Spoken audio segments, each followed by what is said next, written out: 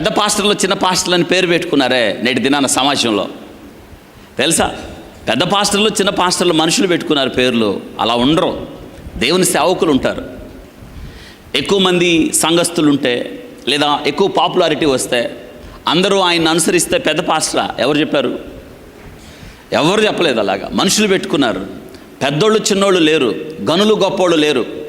నేటి దినాన సమాజంలో ప్రబలిపోతున్న సెలబ్రిటీ పాస్టర్లు అసలు లేరు.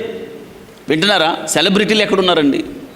దేవాతి దేవుడు దాసుడైతే కదా నిన్ను నన్ను రక్షించడానికి కడు దీనుడుగా ఆయన ఒక పేదింట్లో పుడితే ఆయన మరి ఆలోచించండి, సెలబ్రిటీలు ఎక్కడున్నారు? విచిత్రం ఏంటంటే నిజంగానే అలాగే అయిపోయారు సెలబ్రిటీ పాస్టర్లు. ఆ పదం చూడండి ఎలా ఉందో. దేవుడు మానవులను రక్షించడానికి దాసుడైతే ఆయన పేరుని నేను అడ్డం పెట్టుకొని నేను సెలబ్రిటీగా మారితే ఎలా అండి? వింటున్నారా? గుర్తుపెట్టుకోండి, దాసుడిగా ఉండండి. గొప్ప పేరు కోరకండి. ఒకవేళ అలాంటి పేరు నీకు వస్తే దాన్ని విడిచిపెట్టండి. మనకు గుర్తింపు ఆధిక్యతలు ప్రజల దగ్గర మన్ననలు అసలు వద్దే వద్దు. ఎందుకో తెలుసా? ప్రభు వాటిని కోరలేదు. యేసుక్రీస్తు ప్రభువుని ఆయన 5 రొట్లు 2 చేపలు 5,000 మంది పురుషులకి 20,000 మంది తిన్నారు. ఆయన్ని రాజుగా చేయాలనుకున్నప్పుడు ఆ స్థలమును విడిచిపెట్టి ఆయన వెళ్ళిపోయాడు. ఆ స్థలమును విడిచిపెట్టి వెళ్ళిపోయాడు.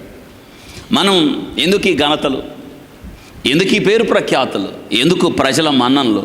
ప్రభువే కోరుకున్నప్పుడు మనకెక్కడి నుంచి వచ్చింది ఇది?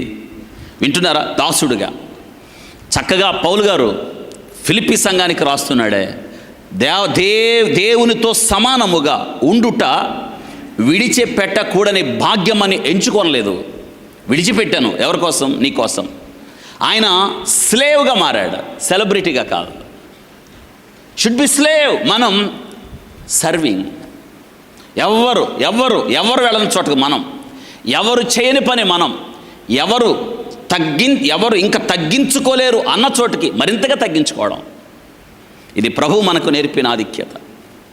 వింటున్నారా? ప్రభు ఏం చెప్పాడు శిష్యులకి?